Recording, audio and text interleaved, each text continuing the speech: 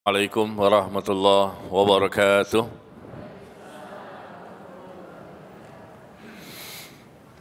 Alhamdulillah nahmaduhu wa nasta'inuhu wa nastaghfiruh wa na'udzu billah min shururi anfusina wa min sayyiati a'malina. May yahdihillahu fala mudilla lahu wa may yudlil fala hadiya lahu. Asyhadu an la ilaha illallah wahdahu la syarika lah wa asyhadu anna Muhammadan abduhu wa rasuluh sallallahu alaihi wa ala alihi wasallam. Ya ayyuhalladzina amanu taqullaha haqqa tuqatih wa la tamutunna illa wa antum muslimun, amma ba'd. Kita bersyukur kepada Allah tabaraka wa ta'ala. Di pagi hari ini kembali kita dapat menghadiri salah satu kajian majelis ilmu yang semoga Allah berkahi. Kita berkumpul karena Allah dalam rangka melaksanakan perintah yang diwajibkan kepada kita semua, yaitu perintah untuk mempelajari tentang agama kita yang kita cintai, yang kita yakini, yang berusaha kita pahami dan kita amalkan dan kita pertahankan sampai akhir hidup kita. Semoga kita berharap apa yang kita lakukan pada pagi hari ini Allah catat sebagai amal saleh. Allah catat sebagai amal saleh yang dapat memperberat timbangan kita nanti pada hari kiamat. Ikhwan dan akhwat, Bapak Ibu sekalian yang berbahagia, kita akan membahas satu tema yang sangat menarik dan sangat kita butuhkan, terutama bagi para wanita ya. Karena judulnya tentang wanita, wanita yang dirindukan surga. Wanita yang dirindukan oleh surga. Siapakah mereka? Di mana surga sangat merindukan mereka. Di mana mereka dijanjikan akan dimasukkan ke dalam surga. Subhanallah. Wanita-wanita yang telah dimuliakan oleh Allah dan Nabi-Nya alaihi salatu wassalam. Wanita yang telah diinformasikan merekalah yang akan menjadi penghuni surga, akan mendapatkan nikmat, berbagai macam nikmat yang akan mereka dapatkan selama mereka berada di surga. Dan tentunya semua manusia ingin mendapatkan kebahagiaan. Semua manusia tentu ingin mendapatkan keselamatan. Ya, tetapi ketika mereka tidak memenuhi persyaratan, tidak memenuhi sebagaimana yang disebutkan oleh Allah dan Nabi-Nya alaihi salatu wassalam, maka tentunya mereka tidak layak untuk mendapatkan kenikmatan dan kelezatan ketika mereka sudah masuk ke dalam surga. Nah, Bapak Ibu sekalian, kita akan melihat beberapa dalil yang telah disebutkan oleh Nabi Muhammad sallallahu alaihi wasallam, keterangan-keterangan tentang para wanita. Para wanita yang dirindukan oleh surga. Nah, sebelum kita mulai, sebagaimana biasa, setiap kajian saya selalu diminta untuk menghimbau ibu-ibu secara istiqomah. Menghimbaunya istiqomah ya. Setiap kajian selalu diminta istiqomah untuk ibu-ibu maju ke depan. Maju Bu ke depan. Kesian yang baru hadir nggak bisa masuk. Ini himbauan yang kayaknya istiqomah gitu loh. Setiap kajian seharusnya nggak usah disebutkan lagi Bu. Kan udah paham ya. Kenapa bagian depan dikosongkan? Kan nggak terlihat sama ikhwan. Saya pun nggak lihat. Majulah ke depan ya. Mungkin ibu-ibu ini memikirkan seperti hadis ya, sebaik-baik soft bagi wanita adalah yang paling belakang. Mungkin begitu kali itu. Sebaik-baik soft bagi wanita yang paling belakang, dan seburuk-buruk wanita softnya di depan. Itu kalau sholat dan tanpa hijab. Tanpa hijab gitu loh. Jadi kan lebih dekat kepada laki-laki. Nah ini kan bukan sholat, tambah lagi ada hijab, paham gak sih? Bu, Masya Allah, gak kesian mau ustadznya capek? Ngingetin terus setiap kajian. Iya, makanya saya bilang tadi awal, ini kayaknya istiqomah nih. Selalu Ustadz lain gimana? Ustadz lain gitu juga sama. Sama ya, luar biasa. Ya mungkin karena itu kali ya. Nah, maka hari ini saya jelaskan bahwa hadis itu berkaitan dengan sholat. Sebaik-baik soft bagi wanita itu di belakang.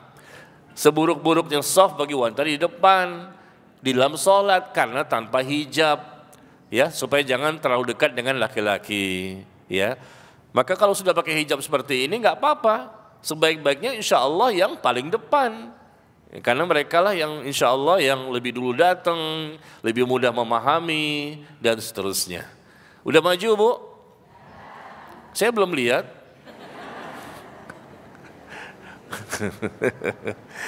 Udah ya, alhamdulillah. Terima kasih. Jazakumullah khairan. Memang enak Pak, kalau bicara sama wanita soleha tuh enak ya. Sekali ngomong langsung diterapkan gitu loh. Alhamdulillah. Ibu-ibu satu pun nggak ada yang soleh.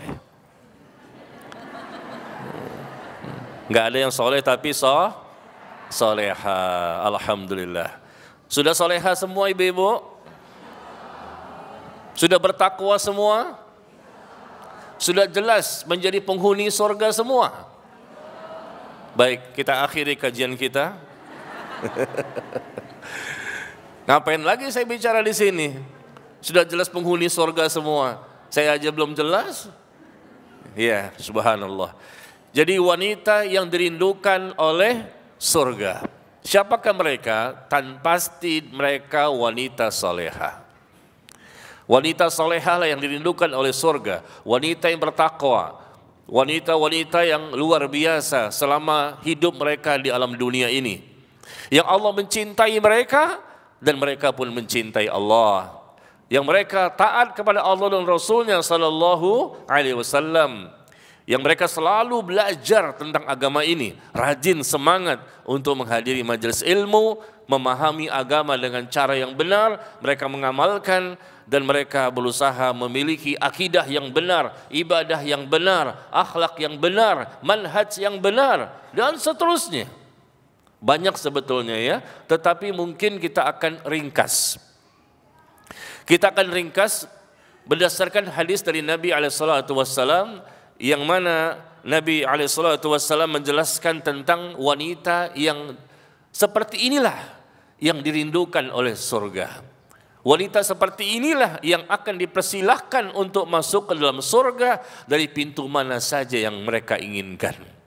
Ya, sebagaimana hadis yang mungkin kita pernah mendengarkan ya, di mana Nabi SAW bersabda, "Idza shallatil mar'a khamsaha wa shamat syahraha wa hafizat farjaha wa ata'at zawjaha qila laha udkhulil jannah min ayyi abwabil jannati syi'ti." Ini yang pertama ya, hadis yang pertama kata Nabi SAW, apabila seorang wanita selalu menjaga salat 5 waktu, selalu menjaga, memelihara, ya dia kerjakan terus menerus sampai meninggal dunia, salat 5 waktu, ya dari subuh sampai isya. Kemudian mereka juga berpuasa selama di bulan Ramadan. Kemudian mereka juga menjaga kemaluannya dari perbuatan zina, ya menjaga kehormatannya, menjaga kemaluannya dari perbuatan zina, dan mereka juga taat kepada suaminya, dalam perkara-perkara yang ma'ruf, yang benar. Adapun kalau andai kata suami memerintahkan yang salah, maka tidak boleh istri mentaati mereka.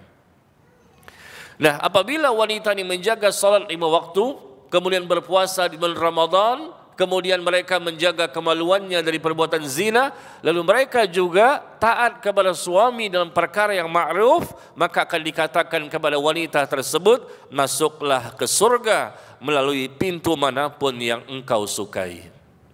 Silakan masuk ke dalam surga dari pintu mana saja yang engkau sukai. Subhanallah. Ini diantara karakteristik, diantara kriteria wanita-wanita yang dirindukan oleh surga. Nah, kira-kira ibu-ibu di sini sudah memenuhi kriteria tersebut? Sudah salat 5 waktu? Sudah. Sudah berpuasa bulan Ramadan? Sudah. Baru bulan Rajab. Udah katanya. Baru bulan Rajab. Udah puasa Ramadan? Udah tahun lalu. Tahun ini kan belum ya Bu ya. Kemudian sudah menjaga kemaluan dari perbuatan zina? Sudah taat kepada suami?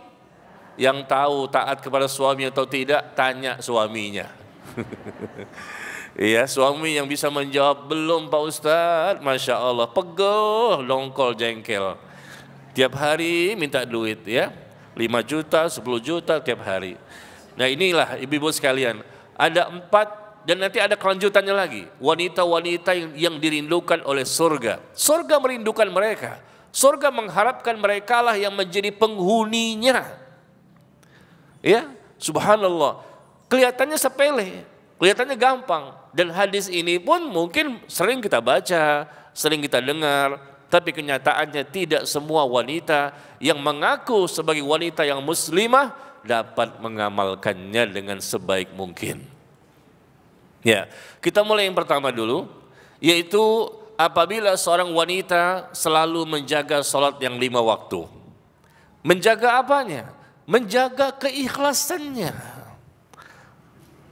Kalau sekedar sholat saja barangkali banyak yang bisa melakukan. Banyak yang sudah ya melakukan ibadah sholat dari para wanita.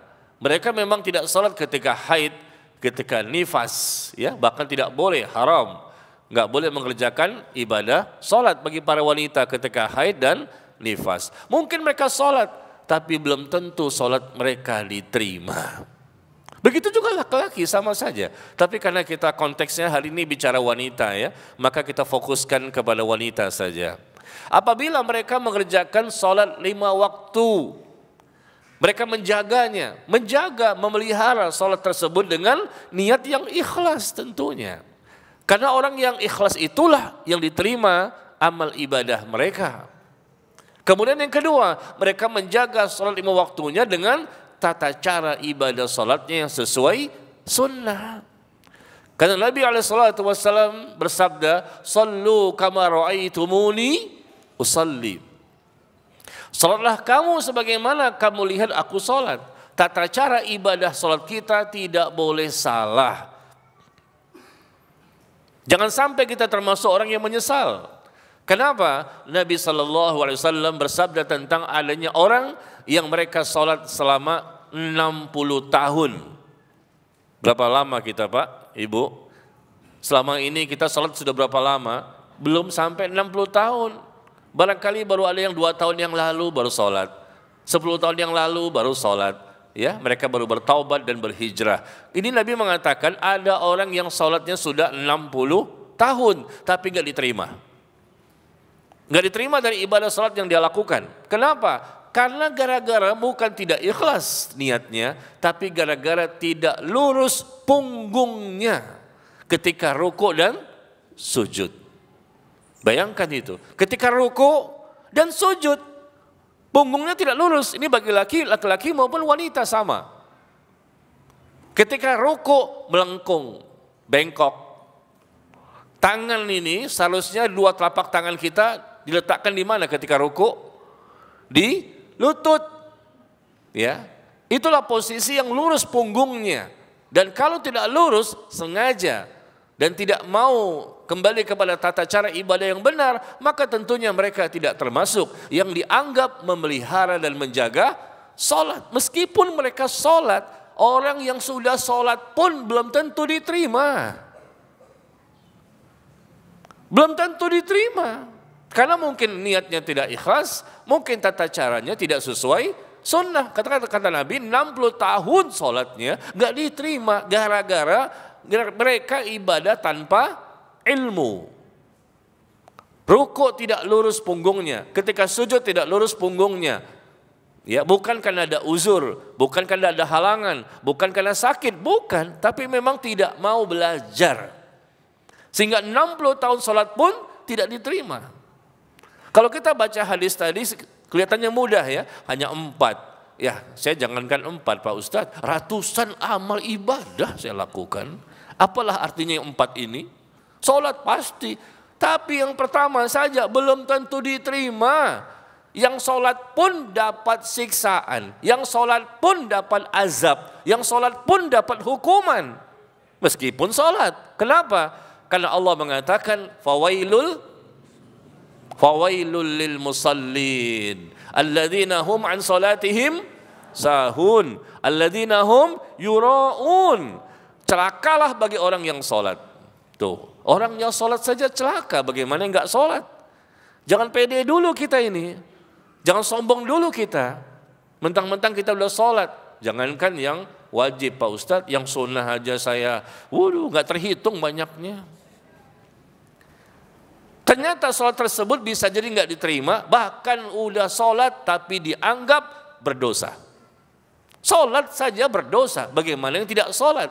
Kenapa? Fawailul lil musallin, celaka bagi orang yang salat, alladzina hum an salatihim sahun, mereka yang lalai dari memperhatikan tata cara ibadah salatnya, tidak mau dia belajar bagaimana Rasul mencontohkan dari mulai takbiratul ihram Allahu akbar sampai salam. Tidak mau belajar. Padahal itu bisa dipelajari dan insya Allah sangat singkat sebetulnya. Kalau kita mau membaca, mau mendengar, ini loh sifat salat Nabi Sallallahu Alaihi Wasallam. Jadi wanita yang dirindukan surga itu orang yang menjaga, memelihara ya salatnya, tapi bukan sekedar salat biasa, tapi dia salat berdasarkan niat yang ikhlas, bukan karena riya, bukan karena sum'ah, bukan karena ujub, bukan karena sombong. Betul-betul niatnya ikhlas karena Allah, bukan ingin dipuji, bukan ingin populer, ingin cari sensasi, ingin tambah follower. Tolong subscribe. Kan begitu. Tolong tempel tuh, tekan subscribe. Ini apa?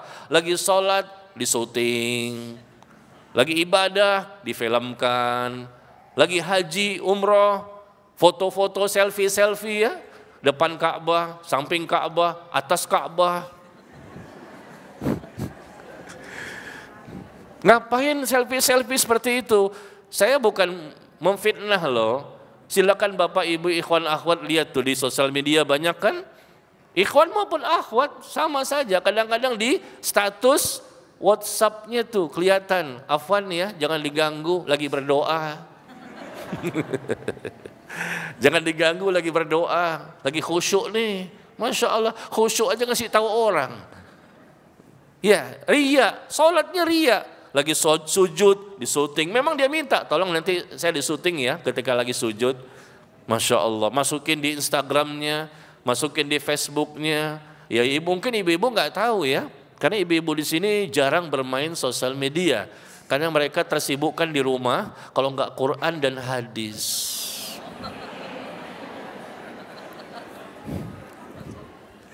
Betul Bu? Ibu-ibu nggak tahu Instagram, nggak tahunya kilogram. Tahunya kilogram ya, Instagram nggak tahu. Pokoknya kayak gram-gram itu dah. Iya, ibu-ibu ini tersibukkan di rumah. Tahu nggak bapak-bapak? Bapak nggak tahu ya. Ibu-ibu di sini nih yang hadir di rumah ngapain? Makan, minum, tidur, dan Quran 30 juz.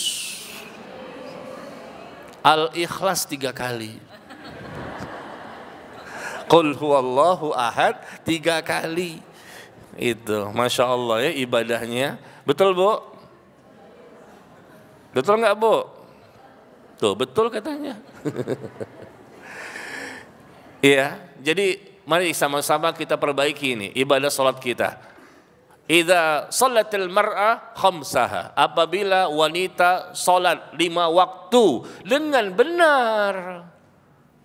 Dengan benar dia jaga salatnya, dia pelihara salatnya, dia salat berdasarkan ilmu. Kenapa Nabi mengatakan salat? Kenapa Rasul nggak mengatakan haji, umroh, zakat? Nanti setelah itu puasa disebutkan. Salat disebutkan yang pertama kali sebagai wanita yang dirindukan oleh surga. Karena salat itu merupakan ibadah yang paling utama, paling besar. Tidak bisa dikalahkan oleh ibadah manapun. Allah yang mengatakan demikian, "Utslu ma uhiya ilaika minal kitab wa aqimis shalah, innas salata tanha 'anil fahsya'i wal munkar wa la dzikrullahi akbar." Bacalah Al-Qur'an yang telah Allah turunkan kepadamu dan dirikan salat. Dan salat itu merupakan perkara yang dapat menghindarkan ya seseorang manusia dari perbuatan keji dan mungkar, dan ibadah salat merupakan ibadah yang paling utama, yang paling besar dibandingkan ibadah-ibadah yang lain. Jadi surga merindukan wanita yang ibadahnya benar. Berarti wanita juga harus berilmu, di samping beriman juga berilmu. Dan wanita solehah itu, wanita yang bertakwa itu adalah wanita yang pasti mereka beriman dan berilmu dan mengamalkan ilmu yang telah mereka pahami dengan baik. Itu wanita yang salehah. Jadi marilah ya, jangan sampai yang satu ini yang merupakan perkara terbesar, bahkan Allah ya menyebutkan sebagai ibadah yang paling utama, bahkan Nabi menyebutkan perkara yang pertama kali akan dihisab nanti pada hari kiamat. Awwalu ma yuhasabu bihil 'abdu yaumal qiyamah as-shalah, fa in salahat salaha sairu amali wa in fasadat fasada sairu amali, kata Nabi. Pertama kali perkara yang akan dihisab pada hari kiamat adalah masalah salat. Apabila salatnya baik, baik juga seluruh amal yang lain. Coba Bapak Ibu bayangkan, salatnya baik, amal yang lain, semua amal yang lain benar, baik. Kalau salatnya baik. Tapi kalau salatnya jelek dan rusak, maka seluruh amal ibadah yang lain dianggap jelek dan rusak. Jadi kan luar biasa ya. Salat itu menentukan nasib kita ke depan. Selamat tidaknya, surga atau neraka, siksa kubur atau nikmat kubur juga ditentukan oleh salat. Kata Nabi demikian, apabila salatnya baik, baik juga seluruh amal-amal yang lain. Apabila salatnya jelek dan rusak, maka jelek dan rusak juga seluruh amal-amal yang lain. Kenapa? Karena salat sebagai ibadah yang terbesar. Kalau orang sudah tidak peduli dengan ibadah yang paling besar, apalagi ibadah-ibadah yang lain. Tentunya dia tidak perhatian, tidak mau dia mencari ilmunya. Tapi kalau orang yang sudah perhatian dengan perkara yang terbesar, yaitu salat, tentunya dia akan mencoba mencari ilmu ya tentang ibadah-ibadah yang lain yang diwajibkan oleh Allah dan Nabi-Nya sallallahu alaihi wasallam. Ya. Jadi ini sedikit contoh saja ya, bahwa 60 tahun salat tidak diterima. Ya, meskipun salat dapat dosa, dapat siksaan. Makanya wanita yang dirindukan surga adalah wanita yang betul-betul mereka salat yang wajib, bahkan yang sunnah pun mereka kerjakan. Ingat ibu-ibu ketika rukuk ya, rukuk luruskan punggungnya ketika tidak ada uzur syar'i. Ini kadang-kadang kita lihat ya, ibu-ibu bukan sengaja ngelihat, tapi kadang-kadang pernah terlihat. Ibu-ibu itu bukan meletakkan kedua telapak tangan di lutut ketika ruku, tapi di mata kaki. Ini mau sholat apa mau senam? Hah? Mau sholat apa mau senam? Senam pagi. Saking khusyuknya gitu. Saking khusyuknya sampai kedua telapak tangan ini menyentuh mata kaki, melengkung, bengkok. Maaf, di hadis dikatakan tidak diterima. Dan ini banyak, ikhwan ada juga sih, akhwat juga ada. Demikian ya, meluruskan punggung ketika rukuk dan sujud juga kita ikhlaskan niat kita ya. Jangan sampai ternyata salatnya bukan karena Allah tapi ingin dipuji oleh manusia. Tidak bermanfaat pujian manusia, tidak bermanfaat celaan manusia. Kalau orang itu sudah ikhlas karena Allah semata, dia tidak lagi melihat, tidak lagi memandang pujian dan celaan manusia. Selama dia sudah benar di atas Quran dan Sunnah, sebagaimana dipahami oleh Rasulullah dan para sahabatnya. Ya, ini yang pertama. Yang kedua, mereka berpuasa di bulan Ramadan. Wasamat syahroha. Mereka berpuasa di bulan Ramadan. Wanita yang dirindukan oleh surga, wanita yang berpuasa di bulan Ramadan selama 1 bulan. Nah, kalau mereka tidak mengerjakan ibadah Ramadan, ya mungkin karena sakit, safar, mungkin haid atau nifas, tidak mengapa. Tapi yang jelas mereka harus menggantinya nanti di bulan-bulan yang lain ya, pada hari-hari yang lain. Tapi yang jelas tidak boleh ditinggalkan berpuasa di bulan Ramadan, dan puasanya pun harus karena Allah, niatnya ikhlas, dan tata cara berpuasanya pun sesuai sunnah. Kenapa kita katakan demikian? Karena ada juga hadis dari Nabi SAW di mana beliau mengatakan rubba shaimin laisa hazzuhu min siyamihi ya ilal ju' wal 'atash. Betapa banyak orang yang berpuasa di bulan Ramadan tapi enggak dapat apa-apa dari ibadah puasa yang mereka lakukan kecuali lapar dan haus semata. Jadi solat pun kata Nabi ada yang enggak diterima, sampai 60 tahun solat enggak diterima. Puasa pun demikian. Puasa Ramadan setiap tahun, puasa Ramadan tiap tahun, puasa Ramadan tiap tahun, tapi ternyata enggak diterima. Jadi Nabi sudah menjelaskan belasan abad yang lalu, rubba shaimin, betapa banyaknya orang yang berpuasa di bulan Ramadan atau mungkin di luar bulan Ramadan. Ternyata enggak diterima dari ibadah puasanya, ya melainkan lapar dan haus semata. Hanya merasakan capek, letih, lelah, lapar dan haus. Pahalanya tidak ada. Kenapa? Niatnya tidak ikhlas, atau mungkin dia berpuasa tanpa ilmu, tanpa mengetahui apa yang membatalkan puasa tersebut, apa perkara-perkara yang mesti dijauhi. Berpuasa bukan hanya tidak makan dan minum, bukan sekedar tidak jima, tapi juga berpuasa dari semua perkara yang diharamkan oleh Allah dan Rasulnya sallallahu alaihi wasallam. Tinggalkan semua.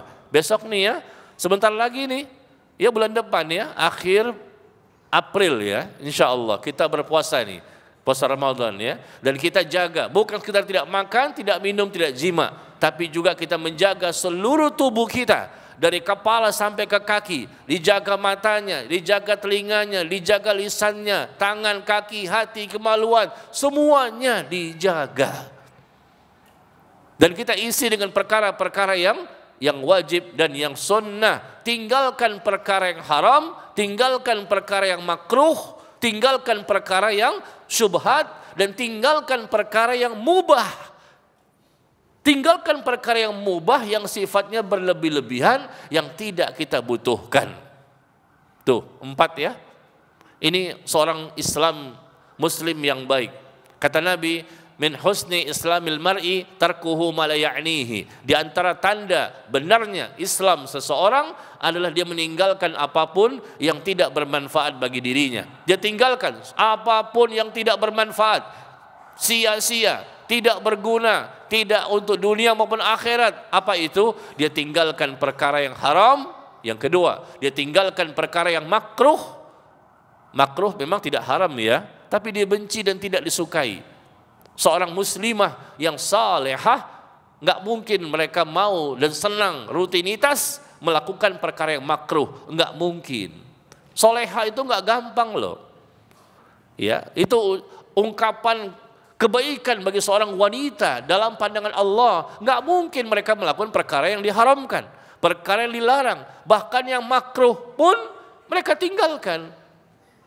Allah menyebutkan qad aflahal mu'minun alladzina hum fi salatihim khashi'un walladzina hum 'anil lagwi mu'ridun. Telah beruntung orang-orang yang beriman. Siapa yang beruntung? Mereka yang khusyuk ketika sholat dan mereka menjauhi perkataan, perbuatan yang tidak bermanfaat, yang sia-sia. Itulah sifat orang mukmin. Orang mukmin kalau betul-betul mukmin, otomatis dia soleh, otomatis dia solehah. Yang soleh dan solehah itu mukmin. Sedangkan muslim munafik, mereka bukanlah orang-orang yang soleh dan soleha. Maka nanti pas Ramadan ataupun dalam hidup dan kehidupan kita ini ya, sampai mati kita tinggalkan yang haram, kita tinggalkan yang makruh, kita tinggalkan yang syubhat. Perkara-perkara syubhat tinggalkan, ragu-ragu. Ini boleh apa enggak ya? Halal apa haram ya? Ini kira-kira terlarang atau tidak? Kita belum tahu ilmunya. Maka kata Nabi, da' ma yuribuka ila ma la yuribuk. Tinggalkan sesuatu yang meragukanmu kepada suatu perkara yang tidak meragukanmu. Tinggalkan. Ragu-ragu. Kenapa? Karena kita belum ada ilmunya. Kalau orang yang sudah punya ilmunya tentunya dia akan yakin karena dia pernah belajar. Dia memahami, pernah mendengar. Tetapi ketika ragu-ragu, syubhat. Yang halalul bayyin wal haramu bayyin, kata Nabi. Yang halal itu jelas. Yang haram itu jelas. Halal dan haram jelas yang telah Allah dan Rasul sampaikan. Nah, tengah-tengahnya ini ada perkara syubhat yang meragukan. Ya, jadi orang yang salehah, wanita yang dirindukan surga, pastilah mereka menjauhi perkara yang diharamkan, perkara yang dilarang, perkara yang makruh dan perkara yang syubhat. Enggak mungkin mereka dekat-dekat dengan perkara yang syubhat. Kenapa? Takut kalau nanti jatuh kepada perkara yang haram. Makanya Allah mengatakan wala taqfu ma laysa laka bihi ilm innas sam'a wal basara wal fuada kullu ulaika kana anhu mas'ula. Kata Allah tabaraka wa taala, ya, jangan kamu mengikuti sesuatu yang kamu enggak ada ilmu atasnya. Jangan diikuti. Jangan ikuti ustadz ini, ustadz itu, bacaan ini, bacaan itu, kesimpulan ini, kesimpulan itu. Semuanya kita nggak boleh ikuti. Kalau kita nggak ada ilmunya, apakah dia bisa diterima? Dia tidak mengikuti manhaj salaf. Apakah bisa diterima kajiannya? Dia tidak mengikuti sunnah. Ya nggak boleh, tinggalkan. Ini ustadz syubhat. Istilahnya ustadz sunnah, ada ustadz syubhat, menebarkan syubhat kemana-mana. Bukan mengikuti syariat, tapi mengikuti syubhatnya, menebarkan syubhat sehingga kaum muslimin tidak bisa memahami Islam dengan benar. Ya, jadi yang halal jelas, yang haram jelas. Kata Allah, jangan kamu mengikuti sesuatu yang kamu nggak ada ilmunya. Yang diikuti yang ada ilmunya. Berilmu dulu baru beramal.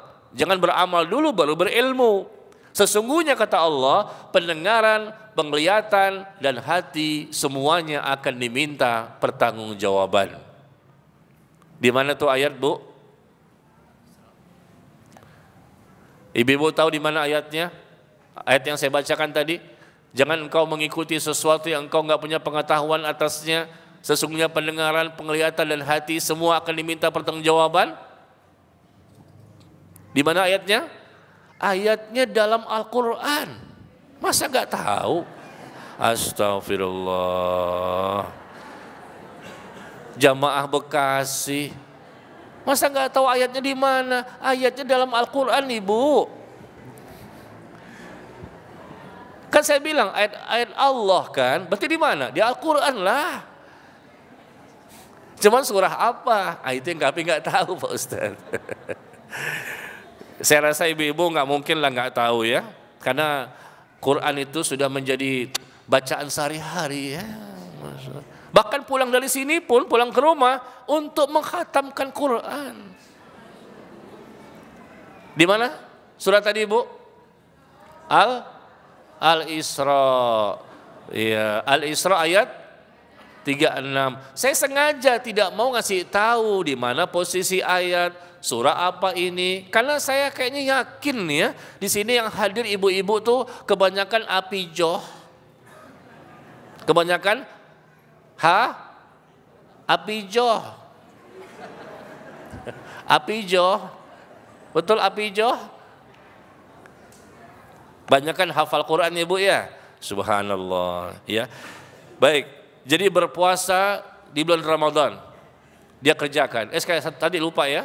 Apa tadi? Yang haram, yang makruh, yang syubhat, dan yang mubah. Tinggalkan itu.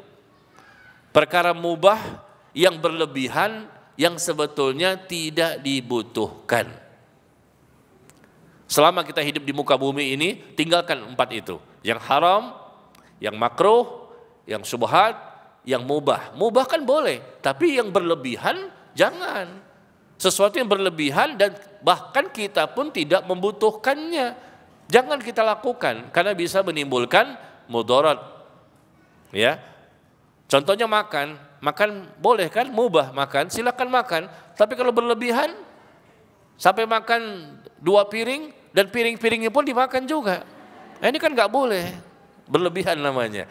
Ya, baik. Jadi berpuasa di bulan Ramadan dengan semuanya, dengan hati kita berpuasa, dengan jiwa, dengan fisik kita, semuanya, supaya puasa kita diterima ya. Sebentar lagi ini, tidak berapa lama, cepat sekali hari demi hari ya. Kita nggak seperti dulu sepertinya. Waktu kita masih kecil, sepertinya Ramadan itu masih lama ya. Sekarang kayaknya cepat banget Pak. Tiba-tiba Ramadan lagi, tiba-tiba Ramadan lagi. Waktu itu sepertinya lebih cepat ya dibandingkan masa kecil-kecil kita dulu. Maka wanita yang dirindukan surga adalah wanita yang selalu mereka berpuasa di bulan Ramadan berdasarkan ilmu, dan mereka dengan ikhlasnya, dan mereka kemudian mengikuti syariat bagaimana tata cara ibadah Ramadan yang benar. Mereka isi waktu demi waktu yang ada, bukan hanya ketika sedang berpuasa saja, bahkan ketika malamnya pun mereka sholat tarawih, mereka membaca Al-Quran ya, dan mereka melakukan sedekah, infak, Masya Allah, banyak sekali ibadah yang mereka lakukan, dan dijaga tadi tidak ada perkara haram yang mereka kerjakan, tidak ada perkara yang makruh, syubhat dan mubah yang berlebihan yang tidak dibutuhkan. Ya, sekarang yang ketiga, kata Nabi SAW, yaitu wanita yang hafizat farjaha, wanita yang menjaga kemaluannya, wanita yang dirindukan oleh surga, wanita yang menjaga kemaluannya dari melakukan perbuatan zina, menjaga kehormatannya. Berarti wanita ini adalah wanita yang pasti mereka menutupi aurat. Ini wanita yang dirindukan oleh surga, menutupi aurat. Tapi kalau mereka terbuka auratnya, ya mohon maaf ya, itu adalah perkara yang tidak mungkin, karena mereka bermaksiat. Dan dosa itu bukan dosa kecil, bahkan dosa besar. Apalagi dipertontonkan, diperlihatkan, dipamerkan kepada laki-laki yang bukan mahram. Di mana? Di jalanan atau di media sosial. Bu, tuh foto-foto ibu tuh yang status WhatsApp, hilangin bu. Di status WhatsApp kan kadang-kadang ada foto-fotonya tuh, lagi selfie, tangan kiri kanan angkat tangan, Masya Allah. Kok Ustaz tahu? Pernah lihat juga sih. Ya kan ada nomor-nomor akhwat juga di HP saya, jamaah saya, para panitia kajian. Saya ingatkan, nih hilangin gambarnya. Ya jangan, kan saya melihat, tuh laki-laki yang lain juga melihat, bahaya ini. Subhanallah, Ustadz juga manusia, bukan malaikat. Laki-laki yang lain juga mereka bukan malaikat. Kalau andai kata terfitnah, maka dosanya berapa banyak itu. Orang yang sudah berjilbab, bahkan bercadar, bu, dengar nggak? Wanita yang sudah berjilbab, bahkan bercadar, tertutup auratnya, bukan berarti boleh untuk memamerkan tubuhnya. Bukan berarti boleh mempertontonkan kecantikannya. Bukan berarti boleh untuk memperlihatkan keindahannya. Oh, saya kan udah pakai jilbab, kan udah pakai cadar, berarti boleh dong difoto, selfie sana, selfie sini, sebarkan di Facebook. Masya Allah, udah ngaji kok masih begitu. Berarti mereka tidak menjaga kehormatannya, tidak menjaga, kata Nabi, wa hafizat farjaha, mereka menjaga kemaluan. Betul, ini masalah kemaluan, tidak berzina. Tapi tahu nggak kita, awal dari zina kemaluan itu berasal dari zina-zina sebelumnya. Apa itu? Zina itu ada 7.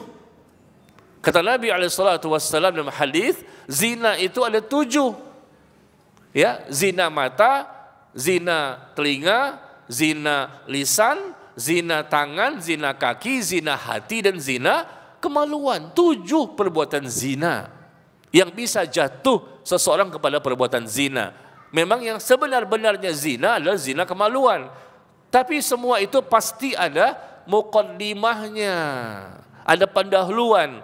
Nggak mungkin orang itu melakukan perbuatan zina kemaluan tanpa dia melakukan perbuatan zina yang lain sebelumnya. Pasti ada muqaddimahnya. Dari mata turun ke hati, dari hati turun ke kemaluan. Nauzubillah min dzalik. Ini wanita yang dirindukan surga, Bu. Pasti mereka memiliki sifat malu, Bu. Ada yang bicara-bicara ya. Orang yang dirindukan surga, para wanita pasti mereka memiliki sifat malu. Malu kepada Allah, malu kepada manusia kalau mereka mempertontonkan kemaksiatannya. Mohon maaf ini, ya, ini barangkali mungkin ada di antara ibu-ibu yang masih seperti itu. Hilangkan foto-fotonya yang ada di WhatsApp, yang ada di Facebook, yang ada di sosial media. Karena foto itu meskipun sudah tertutup aurat, sudah bercadar, ya masih bisa. Ibu nggak tahu sih laki-laki. Karena ibu menilai dari sisi wanita. Masa sih udah bercadar masih bisa terfitnah? Berarti laki-lakinya aja nggak benar. Masa sih sudah berjilbab masih bisa terfitnah? Ibu nggak tahu aja. Ini rahasia laki-laki. Meskipun sudah berjilbab, sudah bercadar, tetap bisa terfitnah. Tahu nggak sih? Oh, paham nggak? Hilangkan ya foto-fotonya ya. Subhanallah. Ini berbahaya. Bukan orang yang Allah katakan ini layak untuk mendapatkan ampunan. Bukan orang yang layak untuk dirindukan surga. Nih, saya punya cerita nih. Mau dengar cerita saya? Ibu-ibu kalau masalah cerita seneng Pak. Karena kalau Quran dan hadis kayaknya udah tahu semua lah gitu kan. Kalau cerita nih yang belum kami tahu nih Pak Ustadz. Cerita apa nih? Nih cerita, saya punya murid jamaah saya, ibu-ibu, subhanallah ya.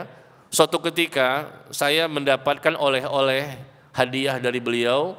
Dan di hadiah tersebut ada plastiknya untuk memberikan hadiah kepada saya. Dan di plastiknya itu ada alamat Instagramnya. Saya nggak berusaha mencari aib orang lain, ya. Tapi karena ada alamat Instagramnya, saya buka. Begitu saya buka, kaget Bu. Ibu ini sudah 10 tahun ngaji dengan saya.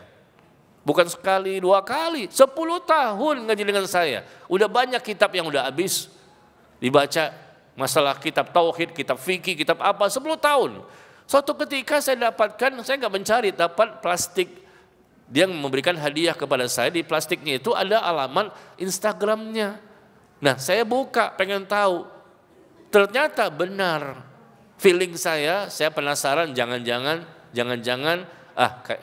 nggak usuzon nih, tapi coba deh dibuka.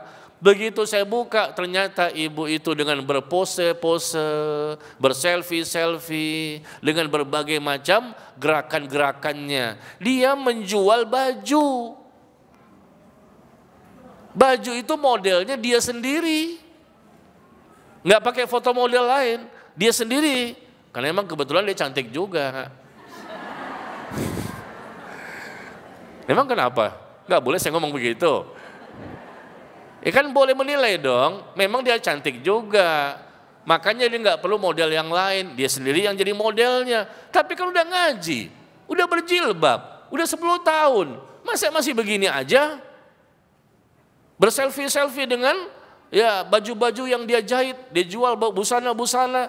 Masya Allah ya, ini mana hasil ngajinya? Menjaga kemaluan memang tidak berzina secara kemaluan, tapi berzina dari sisi yang lain. Bisa banyak itu mata-mata. Saya lihat followernya di Instagram itu banyak, ratusan. Kebanyakan laki-laki. Dan saya tahu, akhirnya saya kasih tahu kepada beliau, Bu, ini nggak boleh, hilangkan itu. Mana hasil ngajinya? Mempertontonkan, memamerkan kecantikan. Suaminya kok diam aja sih? Karena bisa menimbulkan syahwat, terfitnah laki-laki yang lain. Apa yang terjadi? Boleh nggak saya nasihati begitu? Dan saya tidak di hadapan orang lain, tapi Japri. Tahu Japri? Bang Japri. Saya nggak langsung buka aib di depan orang lain, hanya Japri di WA-nya, Bu begini, hindari ini nggak boleh, bisa menimbulkan dosa begini-gini. Apa yang terjadi Bu? Saya diblokir.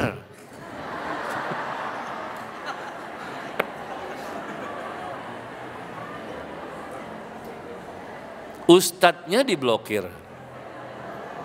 Ya Allah.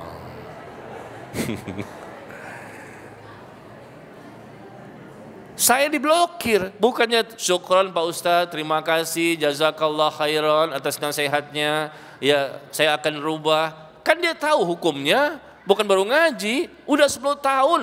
Masya Allah kan, ternyata gak ada jaminan. Kenapa? Karena dengan dia tampil dengan pakaian yang dia jahit, banyak orang yang beli. Tapi dosanya dosa besar. Ini masalah duit masalahnya. Fitnah terbesar bagi wanita adalah harta. Fitnah terbesar bagi laki-laki adalah wanita. Laki-laki fitnah terbesarnya wanita. Kalau wanita fitnah terbesarnya adalah harta. Demi supaya pakaiannya laku, banyak yang beli, dia rela untuk berpose-pose, berselfie-selfie dengan gaya-gayanya di sosial media. Kan nggak boleh, karena pasti akan terfitnah. Apalagi dia cantik, putih pula, tinggi juga seplafon.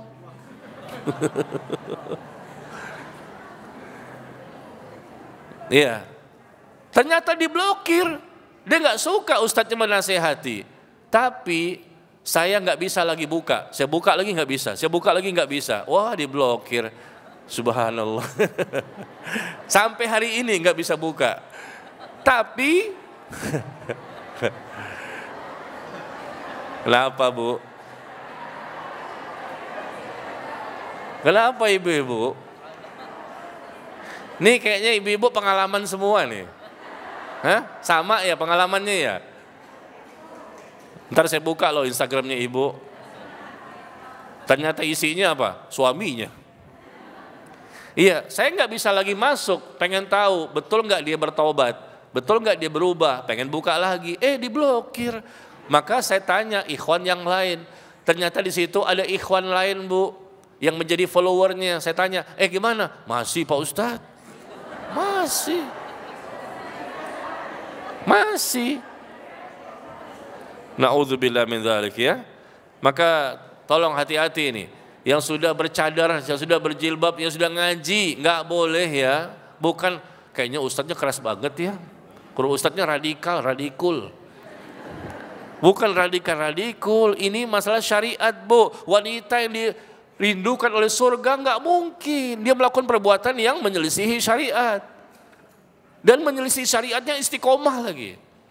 Kalau namanya kita kadang-kadang jatuh, dosa, ya pernah juga terjerumus, pernah tergelincir, ya sekali waktu lah namanya manusia kan. Mana ada yang steril dari dosa. Tapi kalau sudah istiqomah di atas kesalahan, dinasihati nggak mau, ya, dan dosa ini terus menerus menjadi kalau pahala mengalir itu bagus.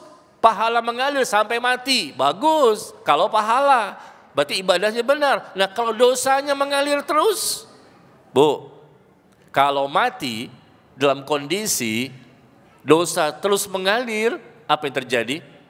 Siksa kubur menanti. Dosa terus mengalir, meskipun ibu ini udah meninggal dunia, tapi gambar-gambarnya, foto-fotonya, wah masih ada di sosial media, masih disimpan oleh banyak manusia. Hati-hati ya.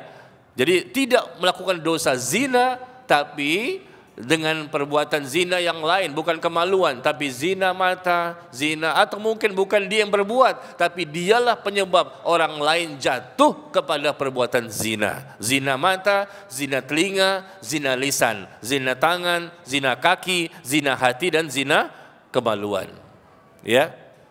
Jaga kehormatannya, jaga kemaluannya dari seluruh perbuatan zina. Bukan hanya kemaluan saja, semua 7 tadi yang kata Nabi kita jaga. Baru bisa dianggap layak untuk mendapatkan ya predikat wanita yang dirindukan oleh surga. Kemudian yang keempat, yang terakhir, dalam hadis ini disebutkan bahwa wanita yang taat kepada suaminya. Taat kepada suaminya tentunya dalam perkara yang benar, perkara yang ma'ruf, perkara yang dibenarkan oleh syariat. Ya, ibu tidak boleh taat kepada suami dalam perkara-perkara yang dilarang oleh agama. Maka mentaati suami ini merupakan perkara yang sangat ditekankan dalam syariat. Subhanallah, begitu banyaknya hadis yang Nabi SAW sampaikan kepada para wanita. Bahkan Nabi pernah ditanya, siapakah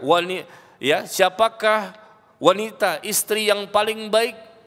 Istri yang paling baik adalah, kata Nabi, yang menyenangkan jika suami memandangnya.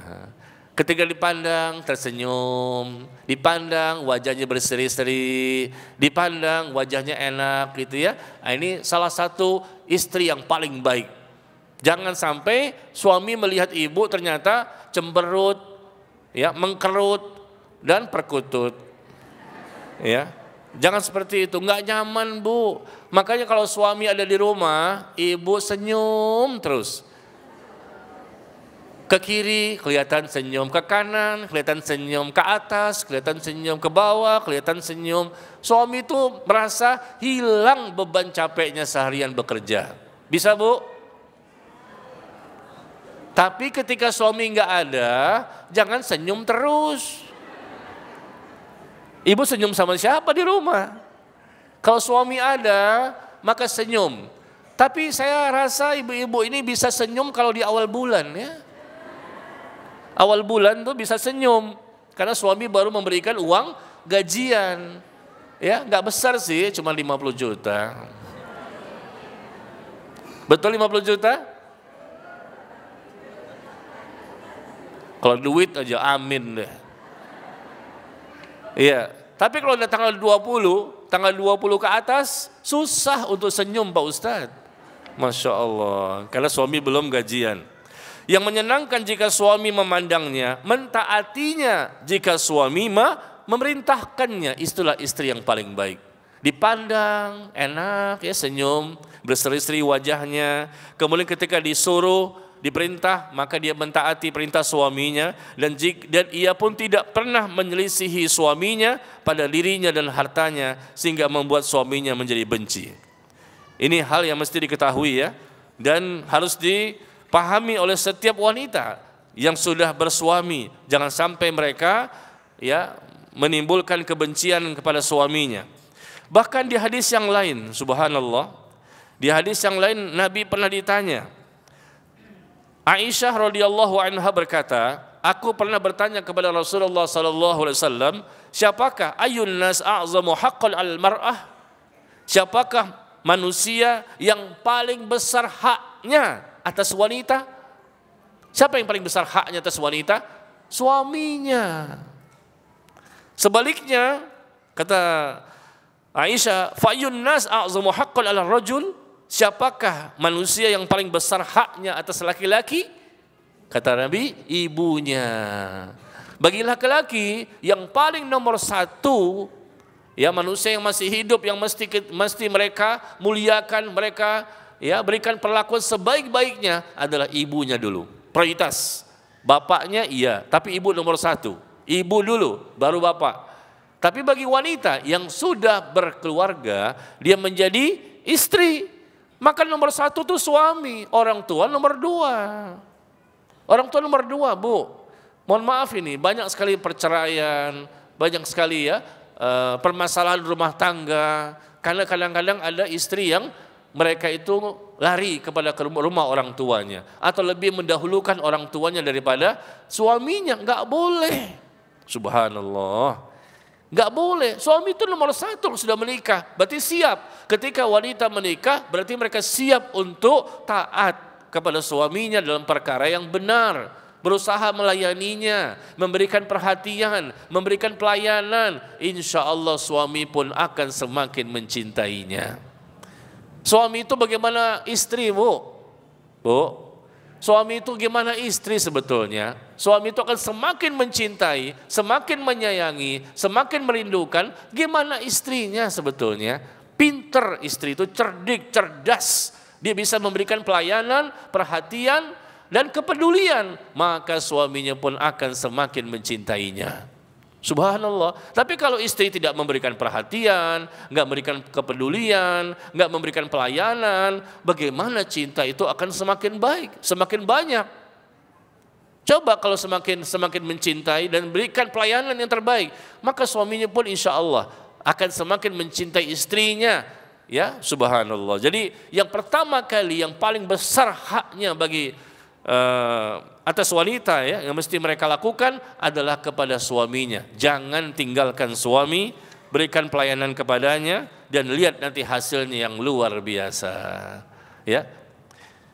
Baik, inilah kurang lebih secara singkat ya 4 hal wanita yang dirindukan oleh surga. Dan kalau sholatnya benar, puasa Ramadannya benar, kemudian dia juga menjaga kemaluannya, menjaga dari perbuatan zina, berbagai macam perbuatan zina yang diharamkan, dan dia pun juga taat kepada suaminya. Maka dengan 4 modal ini, Masya Allah, akan dikatakan kepada wanita tersebut, udkhulul jannah min ayyi abwal jannati syi'ti. Masuklah kamu ke dalam surga melalui pintu manapun yang engkau sukai.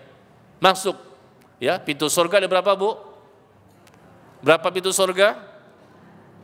Harga berapa? 8. Siapa yang pernah ke sana? Siapa yang pernah pengalaman? Belum ada ya, belum ada ya, semuanya belum ada. Tapi kita dapat informasi, surga itu ada 8 pintu. Dan wanita yang memenuhi 4 persyaratan tadi, dipersilahkan masuk dari pintu mana saja yang mereka inginkan, dari 8 pintu yang ada. Allahu Akbar. Tahu enggak? Salah satu pintunya, 8 pintu ya, salah satu pintunya kata Nabi adalah pintu sebelah kanan yang khusus dimasuki oleh orang yang tanpa dihisap, tanpa diazab. Langsung masuk surga. Pintu pertama ini untuk ahli sholat. Pintu kedua untuk ahli sedekah. Pintu ketiga untuk ahli puasa. Orang yang sering kali berpuasa, wajib maupun yang sunnah dan seterusnya. Tapi ada pintu yang disebutkan sebelah kanan. Ini orang yang khusus ya, ketika memasukinya bagi orang yang tanpa dihisap, tanpa diazab. Nah, wanita tadi dipersilahkan masuk ke pintu surga mana yang dia inginkan. Ya tentunya mereka pengen masuk ke mana? Yang tanpa dihisap, tanpa diazab. Bisa. Siapalah saya Pak Ustadz, saya baru ngaji, saya juga baru ya ilmu saja, iman saya, amal saya masih sedikit. Jangan kecil hati. Jika kita melakukan ini, ibu-ibu ya, 4 hal ini secara benar dan ikhlas, maka peluang untuk mendapatkan itu juga bisa. Masuk ke pintu yang sebelah kanan tanpa dihisap dan tanpa diazab. Ya.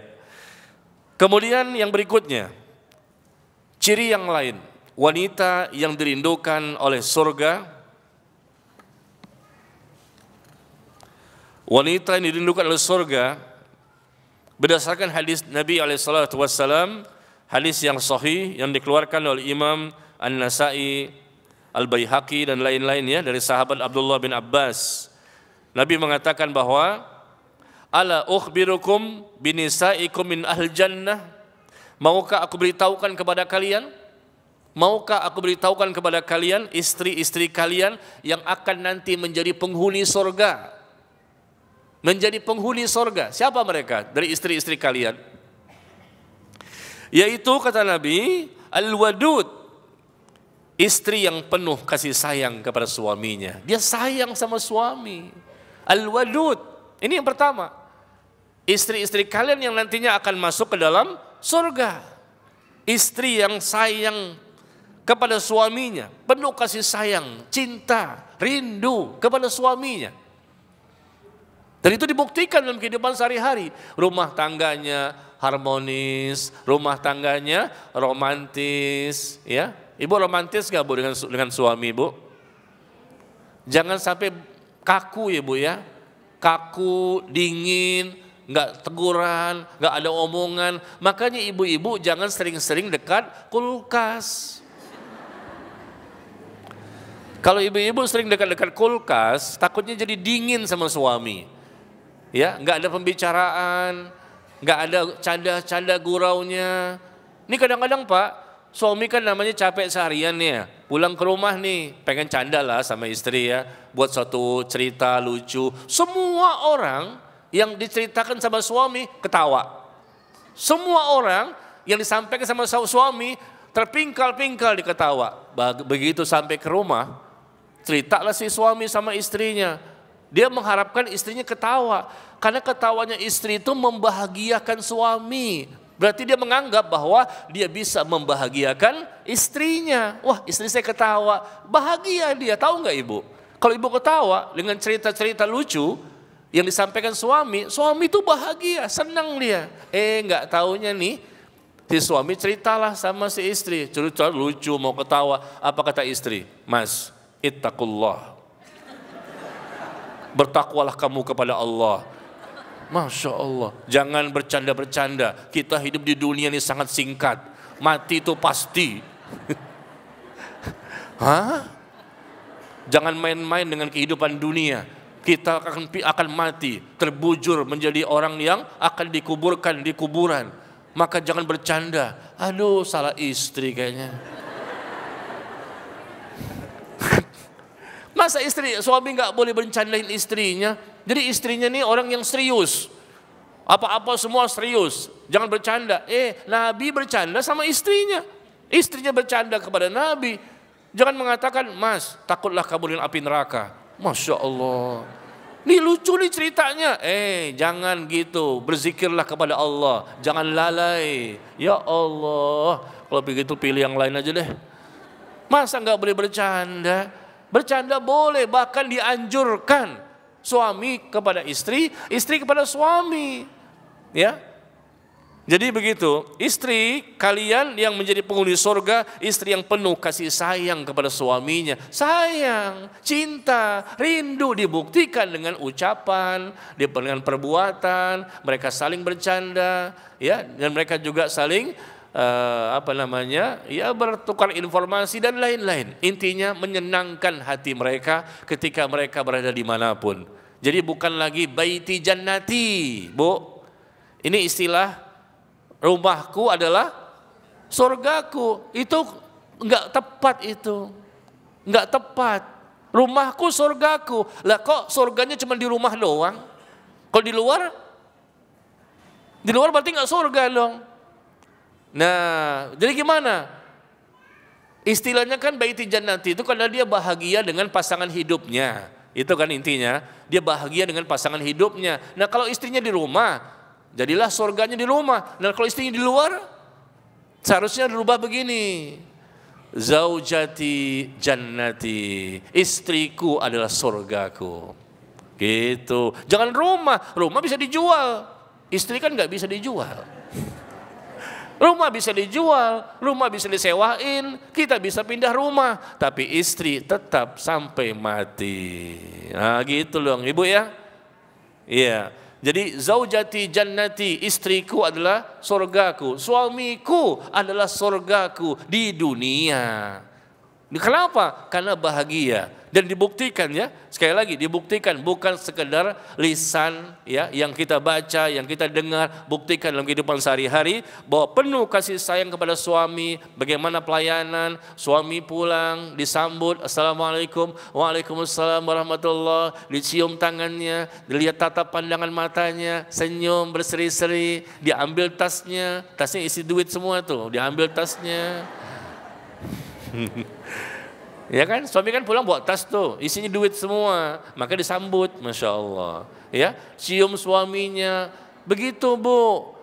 Jangan ibu-ibu seperti ibu-ibu tempat lain, nggak benar itu. Suaminya pulang, capek, letih, lelah, macet di jalanan 2 jam, pergi gelap, pulang gelap.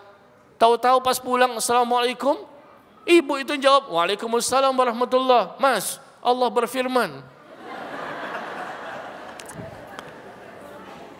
Gara-gara ibu-ibu itu ngajinya dari pagi sampai malam. Ilmunya nempel di otak, bingung mau dikeluarkan kemana.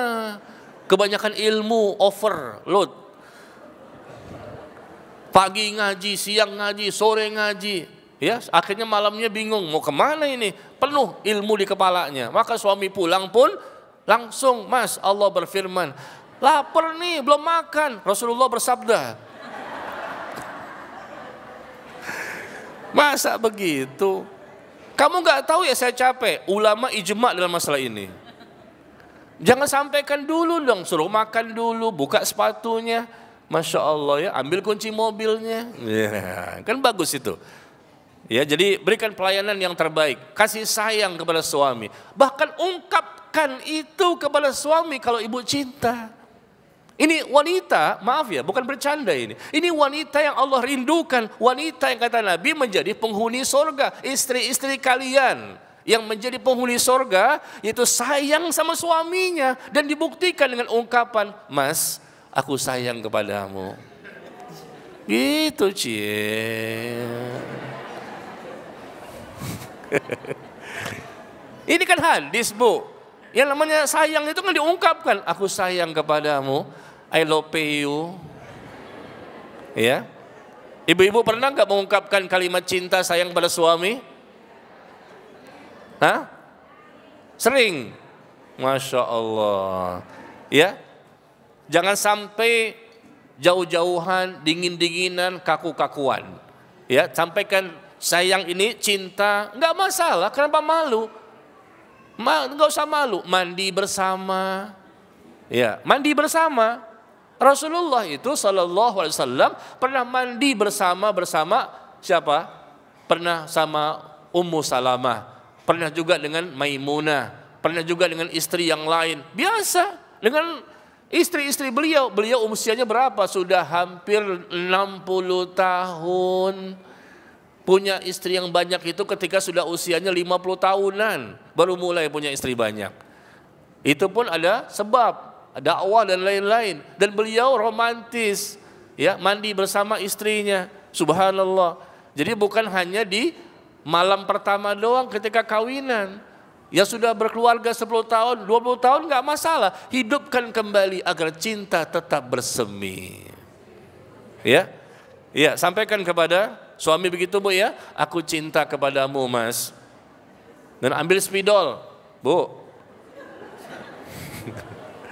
Ibu-ibu ambil spidol hitam dan ibu hitamkan semua tanggal merah yang ada di kalender. Di hadapan suami, ya. Di hadapan suami. Ya, hitamkan semua tanggal merah, hari libur yang ada di kalender. Suami mengatakan, loh, nanti kita nggak tahu dong hari libur. Tanggal merah semua dihitemin, jadi semuanya hitam gitu loh. Jadi hari liburnya kapan? Kata istri kepada suaminya, Mas, aku sengaja menghitamkan semua tanggal merah hari libur yang ada di kalender agar tidak ada hari libur untuk mencintaimu. Cuit-cuit.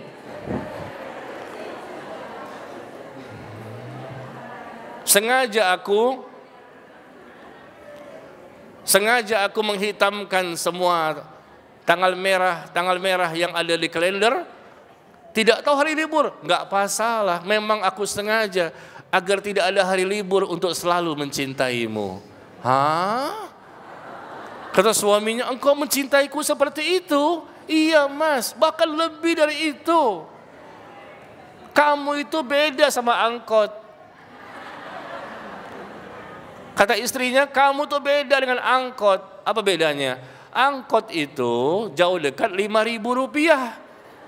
Sedangkan engkau jauh dekat, Mas, tetap ada di hatiku. Gitu. Nggak masalah. Ini istri yang penuh kasih sayang pada suaminya. Ahli sorga, Bu. Sorga, nggak usah malu. Mas, ajarkan aku berenang. Kamu kan udah bisa berenang. Ajarkan aku berenang, Mas. Kenapa? Saat ini aku sedang tenggelam di hatimu.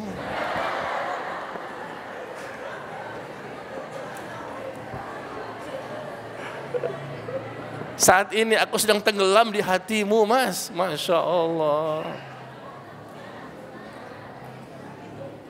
Bu, nanti pulang dari sini ya. Pulang dari pengajian nih. Ya. Bu. Pulang dari pengajian nih, ibu pulang ke rumah. Kan suami ada di rumah nggak sih? Ada di rumah kan ya. Nah, ibu pulang ke rumah dengan tergopoh-gopoh. Begitu ya. Dengan nafas tersengal-sengal, pulang ke rumah nih, ketok pintu. Assalamualaikum. Kenapa kamu? Kenapa kamu? Suami kan kaget. Ya. Kenapa? Seperti orang mau jatuh gitu. Kenapa? Kenapa? Setengah nafasku ada padamu.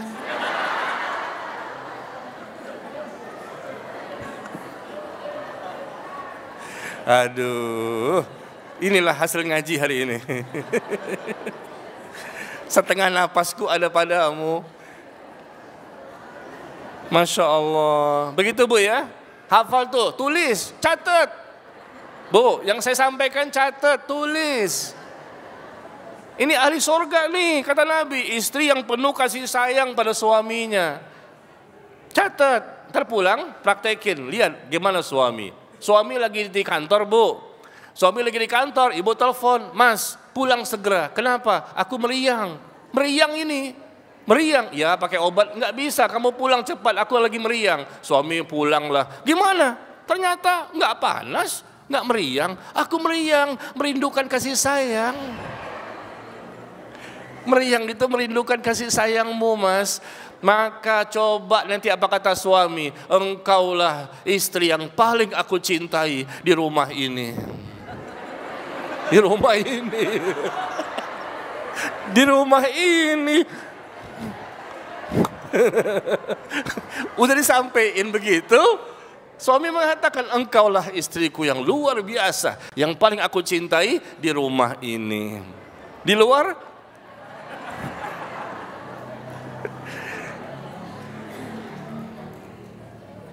catat ya, dan praktekin Bu. Ini ilmu, bukan bercanda. Ya, Ibu mungkin tertawa, lucu ya. Tapi ini ilmu sebetulnya, praktekin di rumah. Nggak usah malu ya. Demikian. Kita lanjutkan ya sedikit lagi. Maukah aku beritahukan kepada kalian, istri-istri kalian yang menjadi penghuni surga?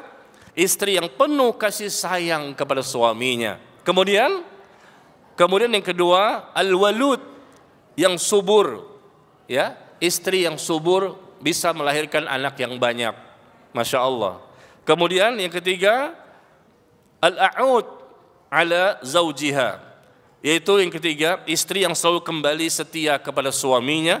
Ketika suaminya marah, maka dia pun mendatangi suaminya dan meletakkan tangannya pada tangan suaminya seraya berkata, aku enggak dapat tidur nyenyak Mas hingga engkau ridho kepada aku. Masya Allah. Ini yang Rasul sebutkan. Maukah aku beritahukan pada kalian istri-istri kalian yang menjadi penghuni surga? Ini loh penghuni surga seperti ini. Ya, jangan kita patokannya, oh ahli tahajud, bangun malam tiap ini, puasa Nabi Daud, Masya Allah, dia punya buku banyak di rumah, masih plastikan. Enggak dibaca juga, masih plastikan doang. Ya, ternyata Nabi mengatakan untuk wanita tadi, kenapa? Salat 5 waktu, puasa Ramadan, kemudian apa?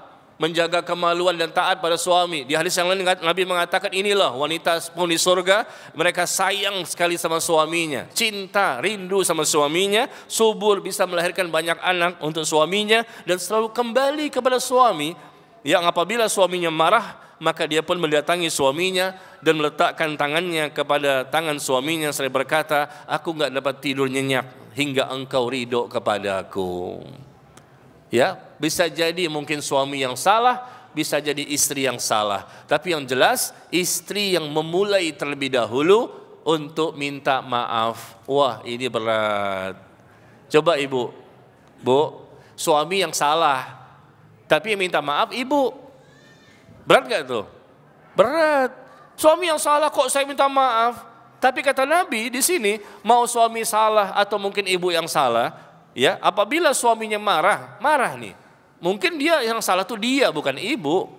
Atau mungkin ibu yang salah, bukan dia. Tapi intinya suami lagi marah, maka istri tadi mendatangi suaminya dan meletakkan tangannya dengan tangan suaminya dan berkata, aku enggak dapat tidur nyenyak hingga engkau ridho kepada aku. Ini perkataan yang berat. Apalagi suami yang salah, tapi tetap dia lakukan. Subhanallah, kenapa? Inilah kata Nabi termasuk istri yang menjadi penghuni surga. Dia dapat menekan emosinya, dia dapat menekan hawa nafsunya, dia dapat menekan rasa egonya demi untuk menyenangkan suaminya. Subhanallah ya. Baik, saya rasa sampai di sini saja mungkin ya. Hadis yang mungkin kita sudah pernah mendengar, tapi kita bahas kembali ya supaya kita bisa memahaminya lebih baik dan bisa kita lebih termotivasi untuk mengamalkannya dengan sempurna dan sampai akhir hidup. dari wanita yang memang menginginkan mendapatkan surga. Baik, kita masuk kepada sesi tanya jawab.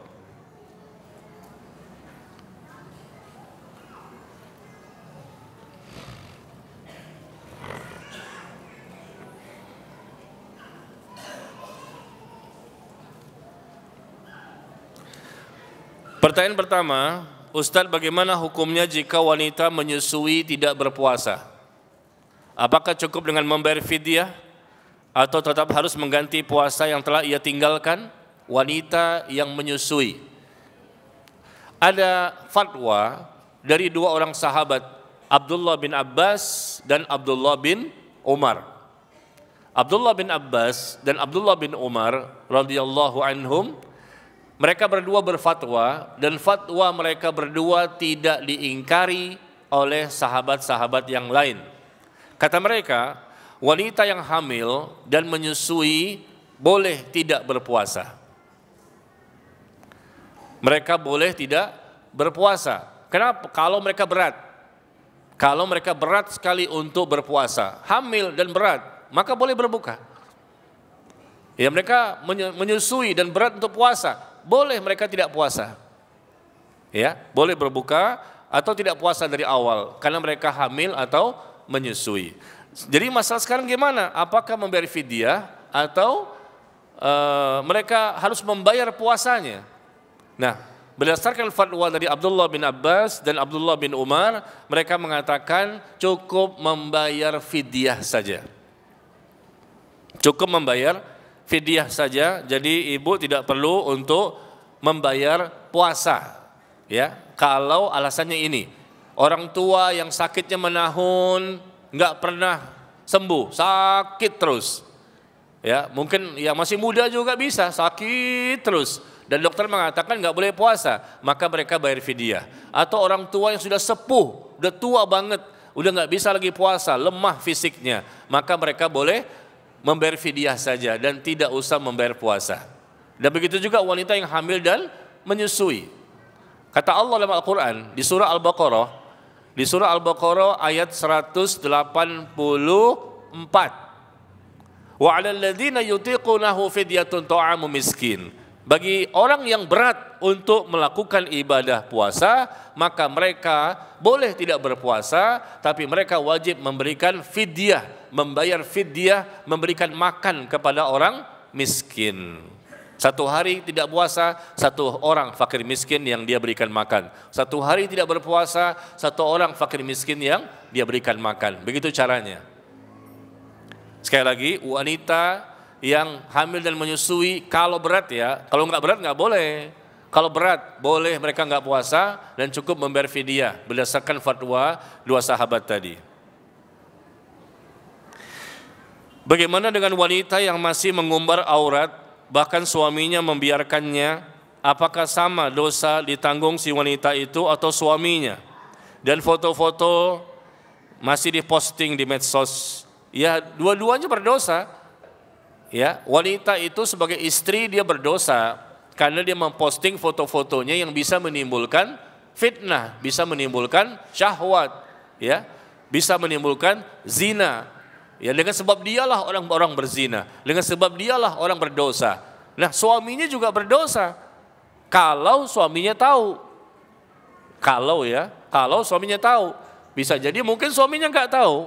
Diam-diam si istri ini memposting wajahnya, terbuka aurat apalagi, ya, maka suami tidak berdosa kalau dia nggak tahu. Tapi kalau dia tahu dan dia membiarkan, tidak meluruskan, ya, istri yang salah tadi, maka dia adalah dayyuth, laki-laki yang tidak punya rasa kecemburuan dan tidak mau memperbaiki istrinya. Ini laki-laki yang kata Nabi tidak akan masuk surga. Salah satu laki-laki, tadi kita bicara wanita ya, di hadis lain dikatakan laki-laki yang tidak akan masuk surga diantaranya adalah laki-laki yang membiarkan kemungkaran, kesalahan, dosa terjadi di rumah tangganya, tapi mereka tidak mau memperbaikinya. Jadi dua-duanya dosa. Bagaimana kalau selfie bersama teman, tapi untuk pribadi? Bu, kok banyak yang pulang ya? Kemana Bu? Ustadznya aja belum pulang. Aduh. Sabar sama-sama lah Bu. Mau jemput suami. Suami nggak usah dijemput. Bagaimana kalau selfie bersama teman, tapi untuk pribadi, tidak diposting di media sosial? Bagaimana hukumnya? Ya, sesama teman yang barangkali sifatnya sesuai dengan kebutuhan ya, tidak berlebihan, dan ibu bisa simpan rapi sesama teman ya, sama-sama bisa menyimpan foto tersebut untuk mereka saja ya, maka tidak masalah. Tetapi survei membuktikan ibu menyimpan, teman ibu tampilkan. Ibu menyimpan foto bersama teman, tidak diperlihatkan kepada siapapun. Temannya yang memperlihatkan kepada yang lain. Bahkan temannya ibu ini yang nanti menampilkan di sosial media. Bu, saya juga punya jamaah ibu-ibu ya, yang mereka tujuh orang nih berfoto ya, dan itu untuk mereka katanya. 7 orang nih lagi foto, dan 7-7-nya murid saya. 7-7 foto dengan macam-macam gayanya lah, gaya begini, gaya kupu-kupu, gaya gajah, gaya apa gitu kan. 7 orang ini, dan mereka koleksi untuk sesama mereka. Tapi apa yang terjadi? Salah seorang dari 7 orang itu membocorkan fotonya, dia masukin ke sosial media. Lalu ada orang lain yang melapor ke saya, Pak Ustadz, murid Pak Ustadz tuh. Saya kan nggak tahu, Pak Ustadz, murid Pak Ustadz ada di sosial media. Hah? Yang benar. Coba saya lihat. Oh iya. Akhirnya saya japri, Bu. Saya japri, ini wanita lain lagi nih. Tapi salah satunya ada dia juga. Yang tadi saya ceritain. Di antara 7 itu ada dia lagi. Ya. Saya japri, Bu, nggak boleh begini. Ya. Oh maaf Pak Ustadz, ini foto buat kami. Dokumentasi kami nggak sebarluaskan. Tapi ini buktinya apa? Ada di sosial media. Waduh, siapa yang bocorin ya? Dicari-cari tahu, ketahuan. Di antara 7 tadi ada yang bocorin di sosial media. Dia yang masukin. Masya Allah. Akhirnya terlihat oleh banyak orang. Saya pun jadi tahu. Waduh, begini rupanya hasil ngajinya. Awalnya tujuan untuk pribadi. Tapi siapa yang bisa menjamin? Ibu simpen buat pribadi. Suami ngelihat, anak ngelihat. Kan handphonenya bisa dibuka. Ternyata teman ibu yang akhirnya nggak bisa amanah, berkhianat dan menampilkan. Nah itu yang dikhawatirkan ya. Jadi sebaiknya hati-hatilah ya, waspadalah gitu. Ya, karena banyak orang yang tidak amanah, ya mereka berkhianat. Jadi sebaiknya dihindari sajalah ya. Karena takutnya begitu, ada teman ibu yang tidak amanah, bahkan dia menampilkan di sosial media sehingga terlihat lagi oleh banyak orang, padahal awalnya tujuannya hanya untuk sesama teman saja.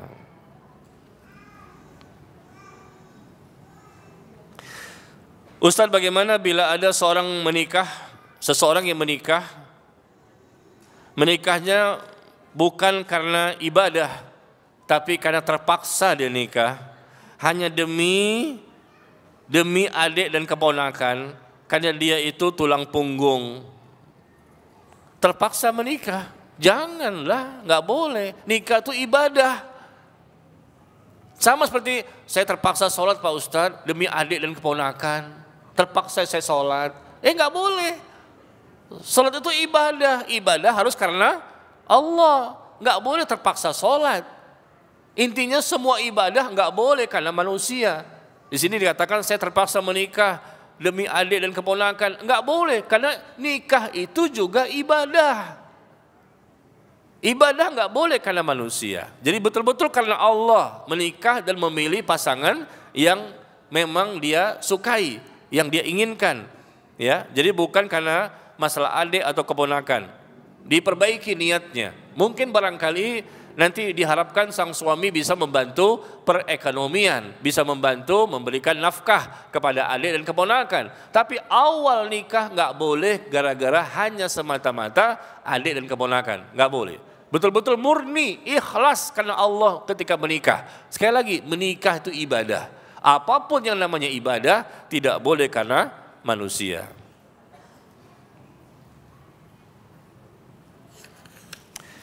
Kemudian Pak Ustadz, saya mau tanya bagaimana kalau suaminya yang jarang di rumah? Apakah kita harus mengikhlaskannya? Suami jarang di rumah, kenapa? Apakah kita harus mengikhlaskannya? Jarang di rumah? Mungkin dia bekerja.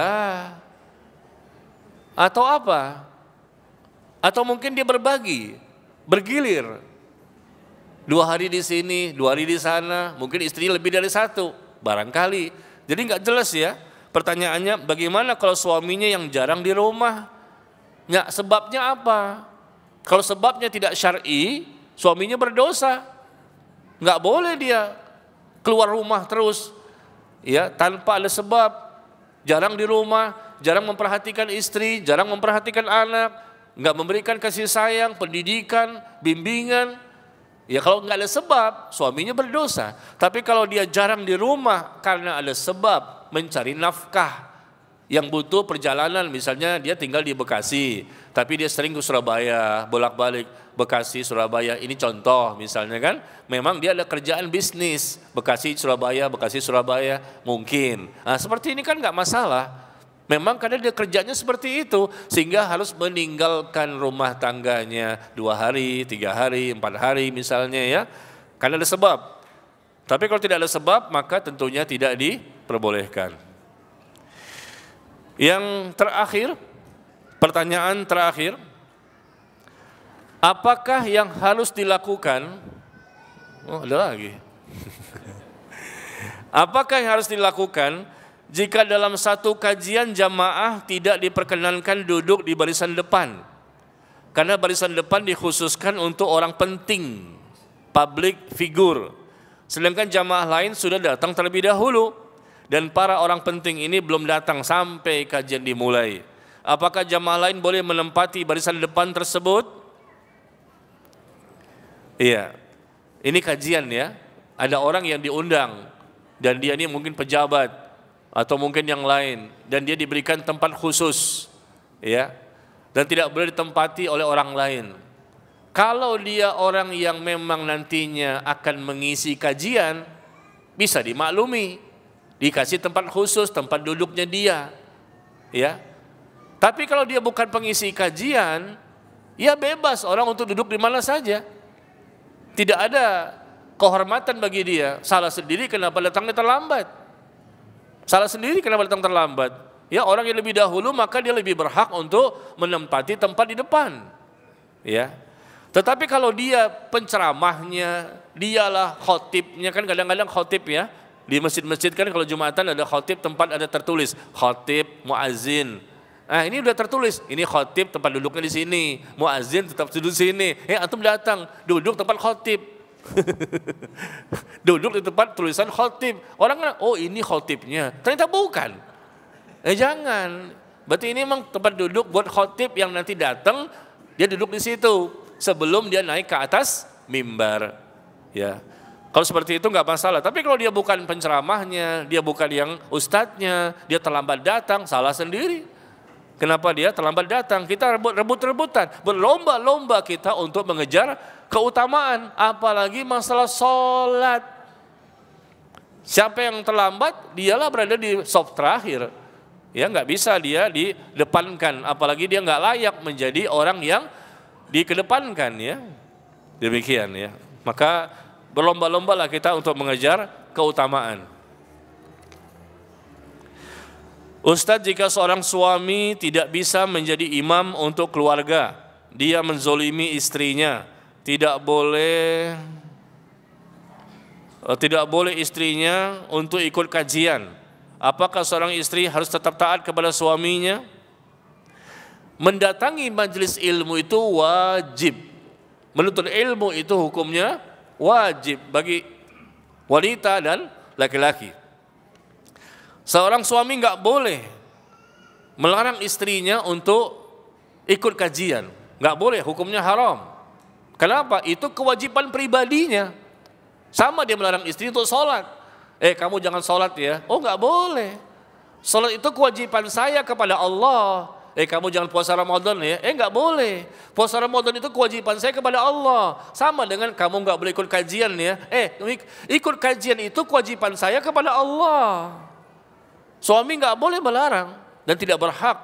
Dan kalau dia melarang maka dia berdosa ya. Maka sampaikan nasihat ya, dakwahi suami, jangan sampai dia berbuat dosa karena pelanggaran yang dilakukan merupakan dosa besar. Nasihati agar dia memperbolehkan istrinya untuk ikut kajian. Kecuali kalau suami melarang istrinya ikut kajian yang jelas kajiannya diajarkan oleh ustadz syubhat. Itu boleh. Kamu jangan ke sana ya. Itu bukan ustadz sunnah itu. Tidak mengikuti manhaj salaf, tidak mengikuti Quran dan hadis. Misalnya begitu. Itu memang harus ditaati. Tapi kalau ustadznya benar ya, kenapa tidak boleh?